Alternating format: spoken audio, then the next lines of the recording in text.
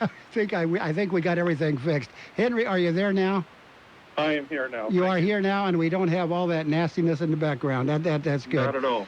Okay, sir. I thank you for calling, being very punctual and things. For those who do not know, Henry Enrique is the general manager of the Imperial Irrigation District, and you guys are just doing a great job handling all this what's going on.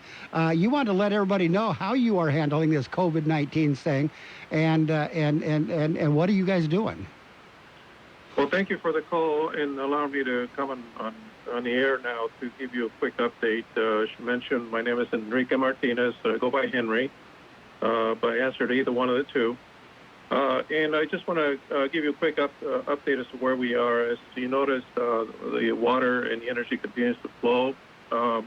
This has been mainly done by the board of directors when they adopted back on March 21st a resolution proclaiming a local emergency associated with the coronavirus or COVID-19. And this is in continuation of critical services under the California Emergency Services Act.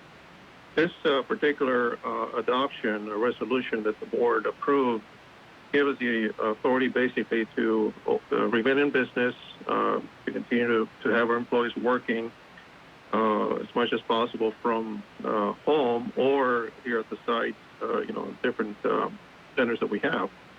And from that perspective, employees continue to perform their normal duties and provide the water and energy for all of our customers here in Imperial and the Imperial Valley. Haven't had to lay anybody off?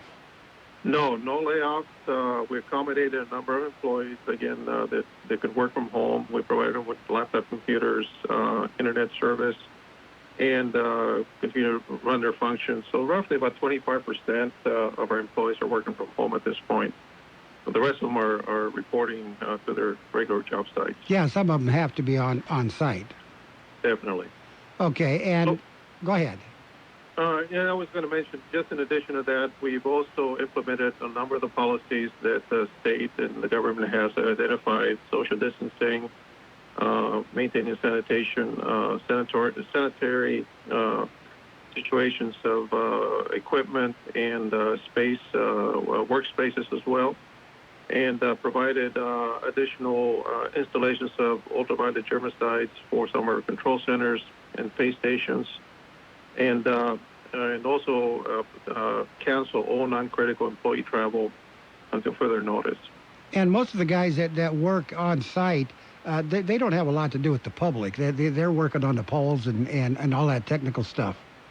That is correct. Our linemen, our troubleshooters, our heroes, basically they're out in the field perform all these functions and duties. Although we did have to make some provisions for them to maintain social distancing.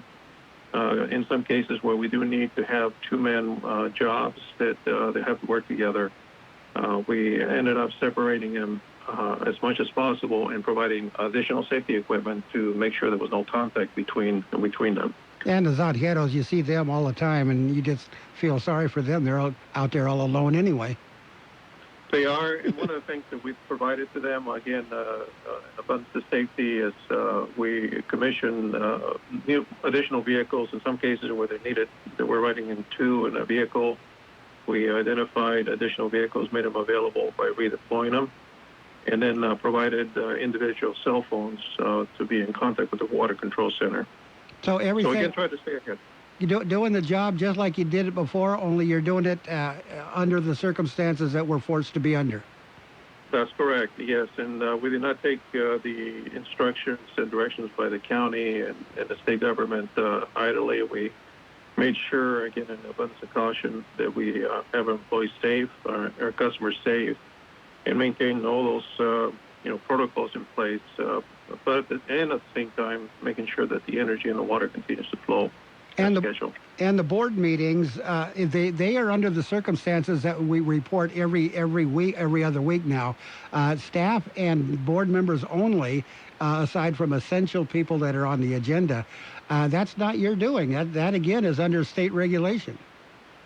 That is correct. And on the public meetings, just make a point. There are methods by which the public can submit their questions for open sessions during the open session period of the board meetings, or submit other questions they may have for specific board items. So there are, still public participation. Unfortunately, it's not in person, but there are electronic methods to do so. Well, I think that's really, really cool is you have a phone number now that I read on the last agenda that they can call during the meeting, during the public comment period of the meeting, and talk directly to the board over the telephone. That is correct, and this is one of the provisions that we wanted to ensure that during this time of crisis we do not, and as the board continues to get completed and the board meetings continue to happen and occur, that we don't that we still maintain the channels of communication open to the public. And as you indicated, the phone number they can call in definitely is one way to do so. We have also asked customers to send in writing if they need or if they want, also in writing, their questions, and those will be read on the record and answered by the board as needed. So there's number of different ways for the public to continue to stay engaged and aware of what's going on with the district. And from what I understand, you guys not only going the extra mile, but you're taking those email comments right up to almost the time the meeting starts. I think they have to be in at noon. Meeting starts at 1. That is correct, yeah. And some have even come in during the open session period of the meeting. So we're trying to, again, maintain an open channel communication with all of the public, making sure they have full opportunity to participate. And again, provide feedback and comments to the board as needed. And another thing that you guys are doing that is, I find just absolutely one of the best things in the world. You're not cutting off any service during this pandemic. That is correct. One of the first, following the emergency declaration the board initiated back on May 21st, one of the first actions that we took is to, knowing the conditions we're entering into, is not add more burden to our customers. We did identify that we were not going to, during this period, not disconnect any customer for lack of payment or late payments. Assessments will be made either. So this was all an intent to bring some calm to all of our customers, understanding that harder times were coming down the road. And from that perspective, the board was very amenable to approve that process. And so yes, at this point, customers will continue to receive power. Now, occasionally you may receive a power outage, but that's not because you're not making payments. It's because something has happened out in the field on one of our circuits. Okay, yeah, the power outages, some of them are inevitable, like the one in Calapat the other day. That just happened. You said that was a bird, didn't you? Yes, unfortunately, that was a bird contact that made shorter our lines and turned the power off. You guys got a lot of control in this valley, but I don't think wildlife is one of them.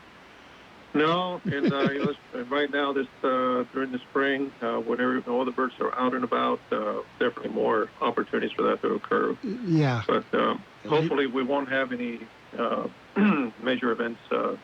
And frankly, we're planning here for the summer now that the heat's going to start to come about. We're going to see increases in load, air conditioning, and all that. And our crews out there working to make sure that the lines are operable and in good repair. So everything that can be done is being done. Definitely. Work as normal. Again, maintaining our functionalities and controls, and making sure that our control centers are properly staffed and virus-free to make sure that we have the skilled employees ready and able to perform those critical functions for the district and our customers. And just to pat you guys on the back just a little bit, I think that order of not cutting off the power, I think all the utilities followed suit on that, but I think you guys were one of the first to do that. Yeah, we were in the front end of it. Again, we have been in contact with other utilities back east in New York and the East Coast, where most of this epidemic started in full force, and we learned from them as to what they were doing and the rationale. So that communication with some of the utilities that were facing this issue in real time helped us make that decision and convince our board that this was a good opportunity and a good move for the district to undertake. And from that perspective, again, the board was supportive in enacting that change. Okay, Henry, you guys have a really gigantic workforce. How's everybody holding up? Well, like anything else, I think all of us are adjusting accordingly. Our 1,400 employees roughly are adjusting to dealing with, family issues, taking care of their children, working from home, as I mentioned before, maintaining contact as much as possible with all of us on a real-time basis.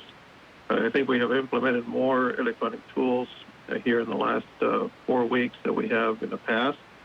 And, of course, we're also looking for any kind of cyber attacks as well, making sure that our systems are not contaminated or at least penetrated from that perspective. So our IT group is really working hard as we have more people signing in from home. That just increases the amount of cybersecurity issues. Okay, but yeah. To now, we're doing good. Yeah, that cybersecurity, the silly thing I read the other day that somebody was trying to hack into the computers, the CDC computers, on the vaccine experimentation. Isn't that stupid? How silly can you get? Yeah, it is, but I think unfortunately it creates an opportunity for individuals that may have a specific purpose in mind, or just people scouting or surfing the net to find ways to penetrate security systems. And on that note, I also want to encourage customers that if they do get some suspicious calls or notices sent to them that seem to be unusual. We did notice there was some activity of having some individuals send questions or comments about payments due, or trying to extract personal information and all that. If that happens, or if customers do receive those fictitious notes or requests, we encourage them to call our number here at IID at the service center. Customer Service Center, that's 1-800-303-7756, and report that call or that request, because we're not requesting any information for our customers. But we know there are probably individuals out there that are trying to seek out that information directly from our customers. Scammers are all over the place. They're Exactly. coming out of the woodwork right now. One of the things that I think worth mentioning is you guys don't operate like that. If somebody has trouble with their bill, you'll let them know. You'll send them a letter, won't you? Yeah, we normally send a letter, some kind of notice, follow up with a phone call. Typically initiated directly from the district. Those are contacts that are made directly with the customer. And again, we identify ourselves as ID, and there's methods to check that out. But that's normally the way we communicate to our customers. And if I'm not mistaken, the personal information that you ask is when can you pay your bill? Exactly, because we have all the records. Yeah. They're the records in our system, and there's no need to ask for more information. Yeah, exactly. Anything you want to add, sir? No, the only thing I would say is that we encourage our customers to continue paying their bills as best they can. Our pay centers continue to stay open. We've implemented the policies that the county has initiated for personal distancing and also wearing a face mask to prevent any spread of the virus. We also have drop boxes where if the customer does not want to come into the pay station, they can drop it there. They can pay via internet at www.iid.com. There's an app also, IID Connect. And again, and just also want to mention that El Centro, we reactivated the drive-up window, again, making it easier for customers not to leave their vehicle and transact directly with our customer call centers without leaving their vehicle and just dropping off the payments. But again, I think the more social distancing we can implement, the better it would be in the long run for all of us. Okay, sir. Thank you for checking in with us, giving us all the information. Don't be a stranger. Anytime you want to call, you're more than welcome. Well, I appreciate it, and thank you for the invitation, and stay safe out there. Hopefully we'll be back to normal soon. You too, sir. Keep your mask on. All right. Okay. Enrique Martinez, General Manager with the IID, kind of giving us an update on what's going on with the district.